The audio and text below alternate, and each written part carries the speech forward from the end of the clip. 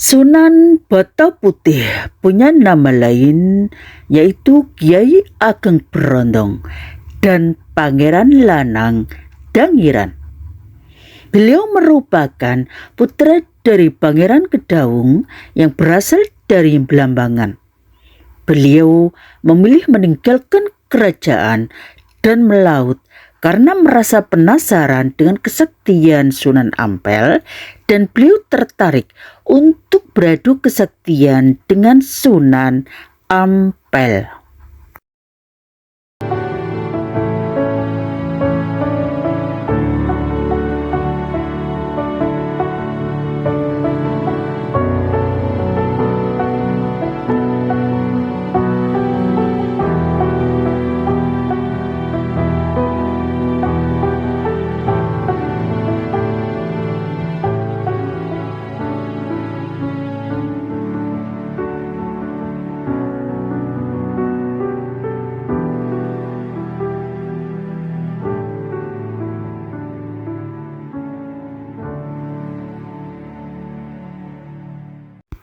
Assalamualaikum warahmatullahi wabarakatuh. Selamat siang, salam sejahtera bagi kita semua. Salam, Om Swastiastu, Namo Buddhaya, Wedidong Tian, salam kebajikan. Bapak Ibu, saat ini kami sedang berada di kompleks makam Sunan Bata Putih yang berada di makam Sentono Bata Putih, Jalan Pegirian, Surabaya. Seperti yang kita saksikan bersama, kompleks pemakaman ini merupakan kompleks makam dari para bangsawan yang berada di Surabaya, dan arsitektur bangunannya pun tidak jauh berbeda dengan bangunan yang ada di kompleks makam Sunan Ampel. Gapura makam bergaya ornamen keraton. Bapak Ibu, Sunan Bata Putih ini punya nama lain yaitu Pangeran Lanang Dangiran dan juga Kiai Ageng Brondong. Beliau dipanggil Sunan Bata Putih karena beliau telah menyebarkan agama Islam dengan menetap di kawasan Pegirian, tepatnya di Dukuh Bata Putih. Dan beliau punya nama lain yaitu Kiai Ageng Brondong karena beliau sempat bertapa cukup lama di sebuah sungai di pesisir pantai Brondong, Kabupaten Lamongan. Sedangkan nama Pangeran Lanang Dangiran itu adalah nama beliau yang sebenarnya. Cerita beliau diawali dari sebuah cerita konon kesaktian dari Sunan Ampel telah tersohor di mana-mana. Beliau ini sebenarnya adalah pangeran dari kerajaan Belambangan, merupakan putra dari Pangeran Kedaung, dan memilih meninggalkan kerajaan serta melaut karena ada rasa penasaran yang luar biasa dan berniat untuk menantang Sunan Ampel. Dalam benak Pangeran Lanang Dangiran, beliau berkata, memang sesakti apa sih Sunan Ampel itu sampai punya banyak pengikut? Dan singkat cerita, Pangeran Lanang Dangiran akhirnya juga tiba di Ampel Denta, Surabaya setelah berhari-hari mengarungi laut dari Belambangan. Dan saking saktinya Pangeran Lanang Dangiran dalam perjalanan beliau mulai dari Belambangan hingga ke Ampel Denta, beliau menunggangi seekor ikan. Namun Di hadapan Sunan Ampel, kesaktian Pangeran Lanang Dangiran sama sekali tidak berguna. Kesaktiannya dengan mudah dilucuti oleh Sunan Ampel, dan peristiwa tersebut telah membuat Pangeran Lanang Dangiran merasa sangat malu yang luar biasa. Karena merasa malu dan kalah, Pangeran Lanang Dangiran bertanya kepada para santri Sunan Ampel, ilmu macam apa yang digunakan Sunan Ampel sehingga bisa melumpuhkan dia dengan begitu mudah. Dan dijawablah pertanyaan dari Pangeran Lanang Dangiran oleh para santri itu. Kuncinya cuma satu, yaitu tauhid, mengesahkan Allah Subhanahu wa ta'ala. Tetapi Pangeran Lanang Dangiran masih tidak terima dengan jawaban itu. Bahkan meskipun sudah kalah, tetap ingin menantang beliau Sunan Ampel.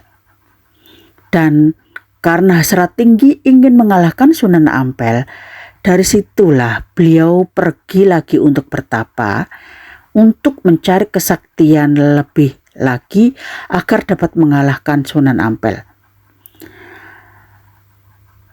Pangeran Lanang Dangiran bertapa berpindah-pindah tempat. Beliau sempat bertapa cukup lama di sebuah sungai di pesisir Pantai Brondong, Kabupaten Lamongan. Dari sanalah beliau mendapat julukan Kiai Ageng Brondong. Lalu pada pertapaan yang terakhir, beliau bertapa dengan menunggangi wuwu atau alat penangkap ikan tradisional, melarungkan diri ke laut tanpa makan dan minum. Kemudian beliau di pantai dekat Sedayu telah ditemukan oleh Kendil Wesi. Saat ditemukan oleh Kiai Kendil Wesi, seluruh badannya telah dilekati oleh karang keong, sehingga badannya seolah-olah ditempeli dengan bakaran jagung, yang dalam bahasa kita menyebutnya sebagai brondong, sehingga beliau mendapat julukan Kiai Ageng Brondong.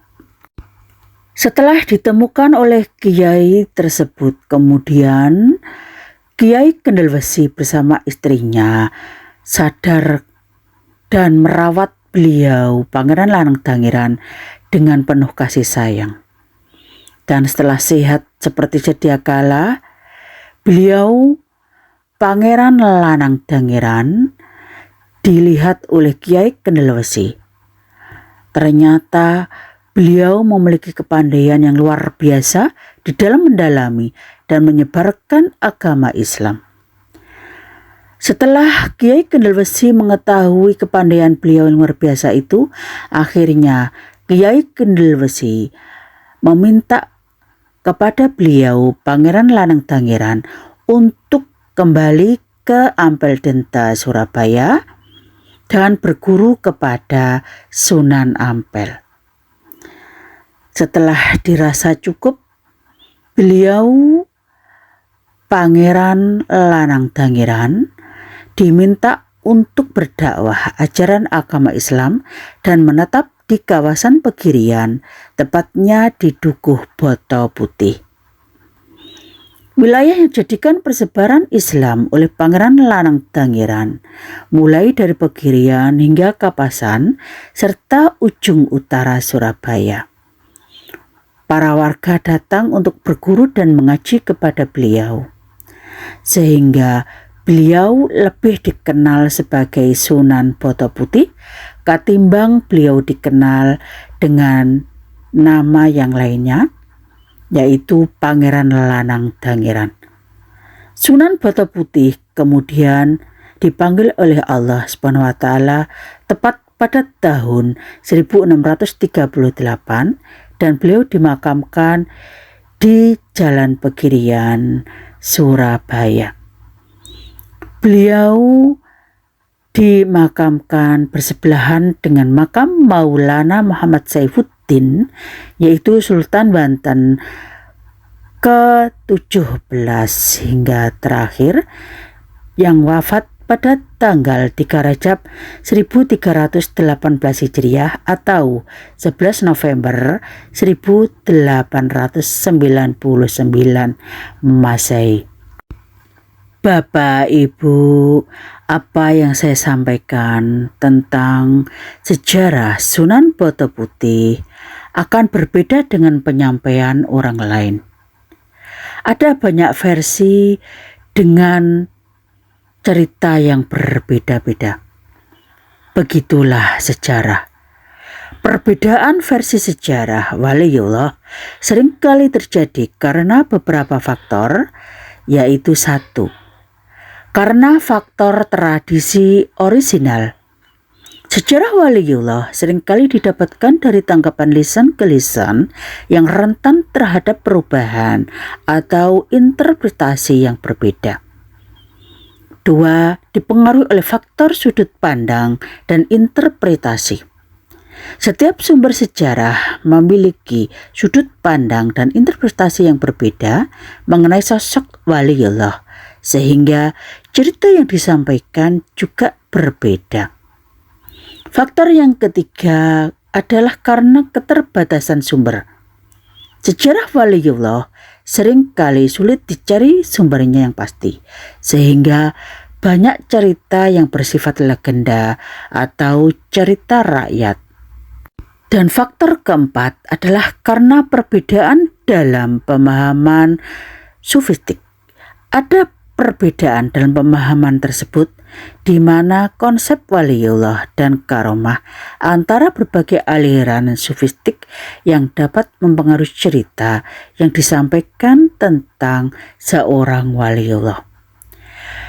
Meskipun ragam ceritanya berbeda, tetapi kita dapatlah mengambil sebuah pelajaran dari cerita-cerita tersebut.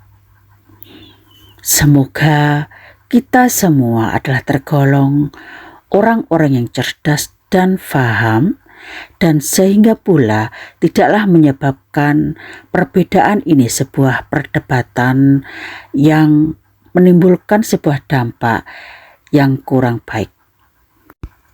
Demikian sejarah dari Mbah Sunan Boto Putih yang saya sarikan dari berbagai sumber, baik dari artikel-artikel yang ada maupun dari tangkapan lisan ke lisan dari para sesepuh. Terima kasih masih setia di channel kami, channel yang hadir untuk menghibur, mengedukasi, menginformasikan, menginspirasi, dan memotivasi Anda. Wassalamualaikum warahmatullahi wabarakatuh.